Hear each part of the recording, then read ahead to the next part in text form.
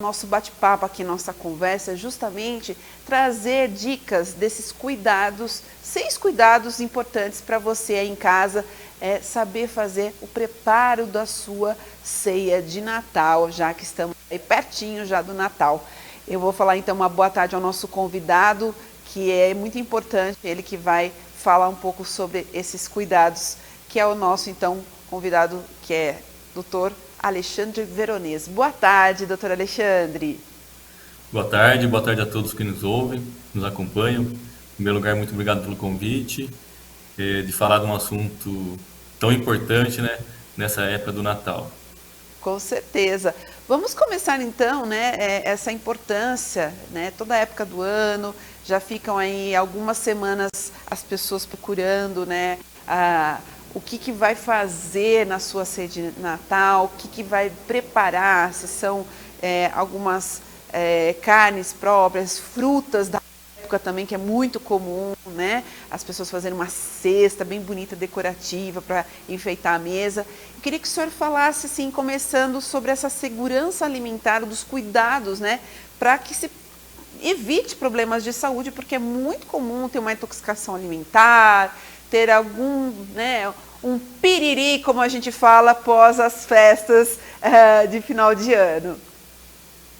Sim, quando a gente pensa em contaminação, né, contaminação de alimento, de intoxicação, a gente tem que pensar em duas vertentes importantes.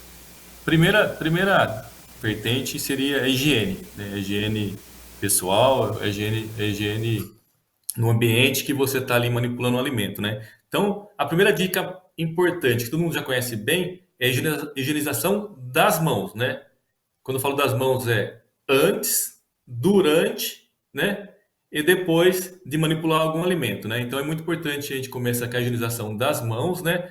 Que a mão é uma fonte de contaminação muito grande, se não higienizada de forma correta. Além de higienizar as mãos, também a gente tem que higienizar o ambiente. Então, a bancada que você está utilizando, né? A tábua que você está utilizando, os utensílios, faca, garfo, colher, tem que estar bem higienizado, né? Para que a gente possa evitar a contaminação. Então, assim, a primeira coisa mesmo é a higiene pessoal e a higiene total do ambiente, para que o ambiente esteja limpo, né? E você consiga fazer a manipulação desses alimentos. E a segunda vertente é a temperatura, né? Então, a gente está agora nessa época do calor, então a temperatura do local que você está, né? A temperatura é propícia para o crescimento de bactérias. Então, a gente tem que pensar na higiene e também na temperatura do ambiente que você está manipulando esses alimentos, né? Então, seriam essas duas vertentes, né?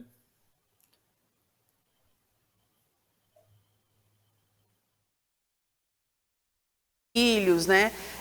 É interessante, quem vai mexer na cozinha, quem vai trabalhar na cozinha, colocar uma luva. Hoje em dia existem vários tipos de luvas devido ao Covid, né?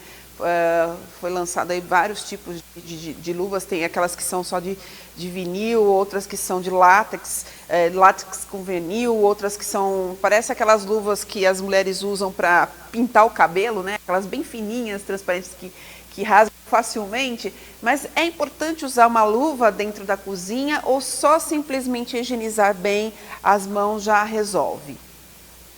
Eu acredito que você higienizar bem as mãos já resolva, porque se você usar luva, você também vai ter que higienizar essas luvas, né? Ou trocar as luvas a cada manipulação que você fizer. Então, assim, o ideal mesmo é que você lave a mão com água e sabão, né? Sempre que for manipular algum alimento. Então, o que eu disse, lavar antes, né? Lavar durante ali a manipulação e depois da manipulação. Quando você for manipular um outro alimento, né? Você tem que estar com a mão limpa novamente.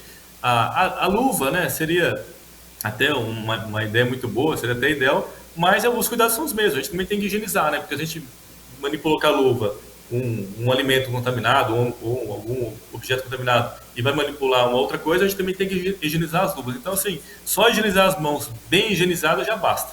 Uhum, interessante. E eu acho que isso também se encaixa muito bem em relação à tábua. e os utensílios, né? Alguma faca específica, porque cada vez que você utiliza a tábua ou a faca, enfim, para cortar um alimento, quando você vai usar para outro tipo de alimento, tem que ser lavado novamente. Tem gente que tem o hábito de usar a tábua do mesmo jeito para vários alimentos, carne, legumes, né? E usa a mesma faca, e isso que é o problema que pode contaminar.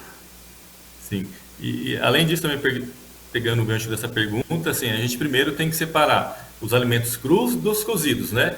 E a tábua que você usa para os alimentos crus e cozidos ou tem que ser diferente ou tem que ser higienizada conforme você falou. Isso também serve para faca, para o garfo, para os utensílios. Então, assim, vai manipular alimentos crus, uma tábua, uma faca, né, um utensílio. Vai ser cozido, você pode até repetir se você tiver uma tábua só, mas antes fazer a higienização de tudo que você usou. Então, assim, separar os alimentos crus dos cozidos e separar, conforme você disse, a tábua dos utensílios. Ou higienizar cada vez que você for usar, se você tiver uma tábua só, por exemplo.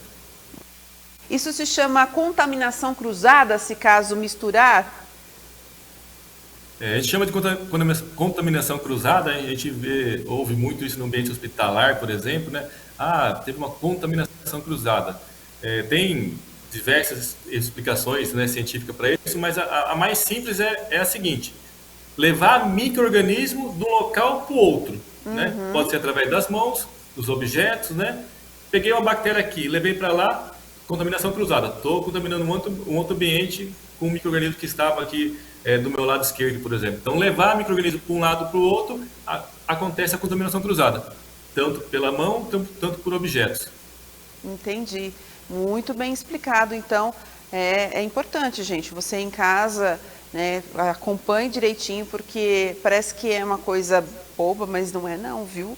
É importantíssimo isso. Eu ouvia desde a época das minhas tias e da minha mãe dizer que tem que sempre lavar a tábua, os utensílios quando se troca dos alimentos, né? Quando você vai fazer, porque pode ter contaminação. Agora, cozinhar adequadamente os alimentos, como que é essa outra dica, esse outro cuidado importante, né? Cozinhar, porque, claro, o ovo, por exemplo, que é usado muito em maionese, né? Nas saladas, tem que ter cozinhar corretamente. Isso, existe, né, uma temperatura, assim, primeira coisa, quanto mais, só para a gente entender, assim, as pessoas que estão assistindo entender bem de forma mais prática, a temperatura mata mais micro-organismos do que qualquer produto químico, então a temperatura é ideal para eliminar os micro-organismos, né, então a gente cozinhar a aves, a carne que você escolheu ali, na temperatura recomendada é o ideal, né? Para que a gente elimine todos os micro-organismos que estão ali, tanto os nocivos, né, os que são prejudiciais à saúde, e a temperatura faz com que eles sejam eliminados, né? Aproveitando essa mesma dica também, é muito importante lembrá-los, né, que é recomendado, né, evitar o consumo de carne crua, né, carne mal cozida, vamos dizer assim, né, que essas podem estar com mais bactérias por conta dessa temperatura e de repente tem alguma bactéria que faça mal à pessoa. Então, assim, cozinhar na temperatura adequada, na temperatura que o produto exige, né? Cada um tem uma temperatura, 70 graus, né? Mais ou menos por aí, é o ideal para eliminar os micro-organismos. Evitar o consumo de carne crua também, por conta de algumas doenças que você tem, além de bactéria, você tem alguns parasitas que geralmente estão na carne crua. Olha, então, para quem gosta muito de churrasco, aí vem a pergunta, doutor, porque às vezes as pessoas fazem a ceia de Natal na véspera e no dia de Natal ou no dia de Ano Novo gostam de fazer um churrasquinho. E aí fica aquela competição, né? Um gosta de bem passado, no ponto, outro mais torradinho, e tem alguns que gostam de mal passado, pingando sangue. Essa carne mal passada, ela é um risco de contaminação? Ela é um risco, assim, a gente está falando de uma carne que, quando a gente pensa em risco, uma carne que a gente não conhece a procedência, né? Então, assim, o risco de consumir carne crua, você tem diversas doenças bacterianas, né? Parasitológicas, parasitas, que podem causar doenças, né? É lógico que a gente tem que pensar que hoje em dia, né? Hoje em dia, diferente do passado, o jeito que é preparada a carne, desde lá do abate do animal, é bem diferente do que é hoje em dia. Antigamente você ia no açougue e você tinha uma peça de carne pendurada, né? Não sei se você lembra disso no açougue, falava, quero 1 quilo de carne, o cara lá e cortava e vendia. Hoje mudou muito esse cuidado, né, dos frigoríficos, dos açougues em armazenar carne. Então isso tem diminuído essas doenças. Mas pode acontecer sim, né, de você consumir uma carne crua e ela ter alguma doença ali bacteriana ou mesmo de parasitas nela. É difícil? É difícil, mas não é impossível, entendeu? Sim. Bom, o senhor já deixou a deixa para a minha próxima pergunta e a próxima dica. Armazenamento dos alimentos. Esse é um ponto importante também. A gente tem que pensar, quando a gente pensa principalmente em bactéria, né? Que temperatura altas, né? 70 graus, temperatura alta, mata bactéria. Temperatura baixa, de 2 a 8 graus, ali na geladeira, né? Elimina, né? Inibe o crescimento dessas bactérias. Então a gente tem que pensar, quando a gente vai armazenar algum alimento, armazenar de forma correta, né? Na vasilhinha correta, né? No tapuér correto, né? E na temperatura correta. Porque se você armazenar de forma correta na geladeira de 2, né, a 8 graus, que é aquela geladeira comum de casa, você está inibindo o crescimento bacteriano, né? Aí você tem do outro lado lá na ponta, né, quando você vai assar, que você acaba destruindo as bactérias se você assa acima da temperatura de 70 graus. Então, aqui embaixo a gente inibe e aqui em cima a gente elimina com 70 graus. O que não pode é armazenar alimentos fora da geladeira. Então, eu vou deixar, né, o pessoal gosta de preparar a ceia, né, uma mesa farta, mesa bonita, né?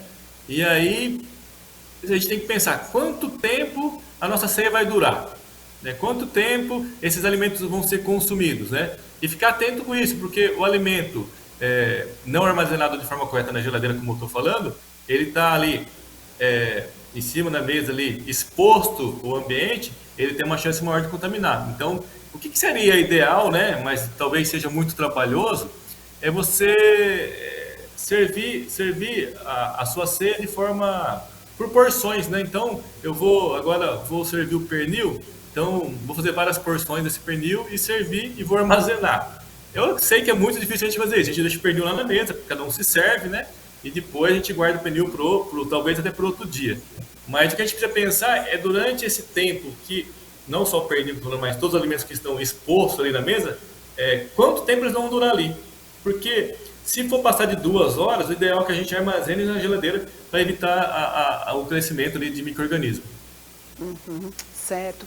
Agora, um detalhe importante que se encaixa tudo isso é sobre as datas de validade e descarte de alimentos.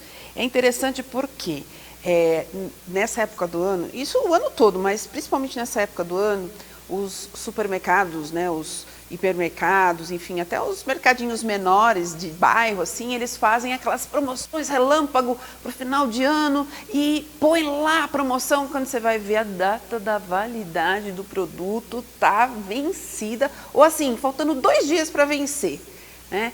E também a gente sabe que descartar os alimentos, né, no dia depois da ceia ali, muita gente acaba guardando, armazenando, mas muita coisa é jogada fora. Então eu queria que o senhor orientasse nossos telespectadores a respeito disso, porque são 2 pontos também fundamentais. Não, em relação ao vencimento, é como você falou, né? Agora nessa época do ano, o pessoal aproveita para colocar promoção e se você não se atentar na data de validade, você vai consumir alimento vencido, porque assim é muito difícil as pessoas de fato olharem a data do vencimento, né? As pessoas veem a promoção, a não ser que for assim um preço muito diferente, que aí chama muita atenção, mas essas promoções mais comuns, as pessoas não têm o hábito de olhar a data de validade dos produtos. Então, assim, precisa estar atento a isso, para você não comprar um produto já vencido, ou que vai vencer daqui a um dia, você não ter tempo de consumir e acabar consumindo de forma errada, sem perceber a data de validade e acabar fazendo mal para você. Agora, o descarte de alimentos tem que ser de forma, né, também com muito cuidado, né? Eu sempre digo que após as festas, né, após a ceia, existe uma sobra de alimento às vezes, né, que precisa ser consumida e a gente acaba não consumindo naquele dia. Às vezes a gente fica com aquele alimento durante uma semana comendo aquele pernil, né? Já está até seco, a gente ainda está comendo ele, mas a gente precisa uma hora descartar, né? Então, descartar esses alimentos, vou pegar um exemplo aqui, né? Maionese, por exemplo. Maionese é um alimento que a gente tem a chance de contaminação, de ter um problema ali de contaminação muito grande. Então, assim, ali, sobrou uma porçãozinha pequena, não vai usar mais, já enjoou de comer aquilo lá, vamos descartar no lixo, no saco certinho, no resíduo no lixo preto, vamos fechar certinho essa embalagem para ser descartada para o pessoal depois que faz o recolhimento desse alimento, também levado de forma correta. A gente tem que tomar cuidado com alimentos que estão ali, que também vão para a rua, né? E depois tem toda aquela contaminação na rua que o cachorro acaba rasgando. Então, assim, ter esse cuidado no descarte do alimento de forma segura, o saco bem fechadinho, né? Para poder colaborar com o pessoal que faz o recolhimento desse lixo, né? É uma forma também de colaborar com eles. Agora, eu acho que nesse aspecto, eu acho que a validade é muito importante a gente estar atento, viu? Bom, para a gente quase indo para o final do nosso bate-papo aqui, nós vamos falar agora sobre o uso excessivo de temperos. Eu não imaginava, eu achava que o sal pudesse ajudar aí a durar, né, dar durabilidade maior para o alimento, mas pelo jeito acho que o uso excessivo também tem que ser evitado. Tem que ser evitado, né, o uso excessivo também do sal, principalmente por problemas de saúde, né? Quando a gente está pensando aqui na ceia de contaminação, a gente está pensando também em problemas de saúde. Então, a gente tem que pensar, né, tanto o sal como o açúcar, né, o consumo excessivo para aqueles pacientes, aqueles familiares que você nem sabe que são hipertensos, né? Aqueles familiares que você nem sabe que também são diabéticos. Então a gente tem que pensar primeiro nessa dica em relação aos cuidados, né, de saúde com as pessoas que vêm para a nossa casa e a gente também não conhece direito, né? Então a dica, quando a gente fala do sal, do açúcar, é um cuidado especial para que a gente tenha, quando a gente vai receber visitas, vamos dizer assim, familiares que a gente também não conhece muito o histórico, né?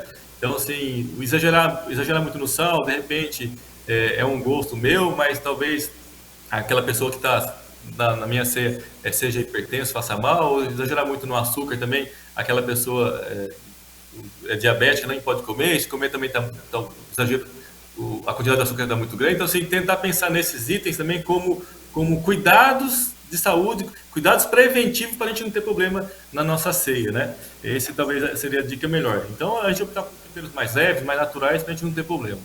É verdade, tem que pensar em todos os convidados aí. Às vezes tem diabetes, tem hipertenso, enfim, para ninguém passar mal durante a ceia, após a ceia. E agora, para a gente fechar a sexta e última dica sobre descongelamento correto dos alimentos, doutor. A gente tem o hábito, né? As pessoas têm o hábito de deixar, vou descongelar aí o frango. Então deixa lá na pia, em cima da pia lá, 3, 4 horas para descongelar, né? Na temperatura normal, né? No ambiente, na cozinha aberta, com todas as possibilidades de contaminação, né? Daquela carne, que o frango no caso, ou outra coisa que descongelar. O ideal mesmo é você descongelar ou no micro-ondas, né? Ou na própria geladeira. Então você tira do freezer e coloca na geladeira e deixa descongelar. Lembrando que na geladeira a gente tem a temperatura baixa, inibe o crescimento de micro-organismo, e no micro-ondas a gente tem temperatura alta, que também, se tiver micro-organismo, acaba matando. Então, assim, essas duas formas de descongelar. Nunca deixar na pia, deixar na mesa, descongelando no temperatura ambiente. Isso não pode, isso é um problema, porque a gente acaba contaminando mais ainda aquele alimento por conta da temperatura. Então, as bactérias que estão nesse ambiente também vão ser depositadas nessa carne, nesse frango que você está deixando descongelar na pia ou na mesa. Tá certo. Doutor Alexandre Veronese, nosso convidado de hoje, ele que é biomédico, coordenador de microbiologia e também biossegurança dos laboratórios DMS Bunier. E pôde aí trazer dicas, cuidados importantíssimos para você ter uma ceia de Natal saudável, sem problemas, gente. Muito obrigada, doutor Alexandre. Acho que a melhor forma de evitar doenças, né, é sempre a informação, a prevenção, e é isso que vocês fazem, que a gente faz também, levar informação com orientações de prevenção para que a gente possa evitar aí futuros problemas de saúde. Muito obrigado pelo convite, Feliz Natal a todos, né? E sempre estou à disposição. Tá certo. Um Feliz Natal para o senhor, tá? Feliz Natal e Feliz Ano Novo. Muito obrigado.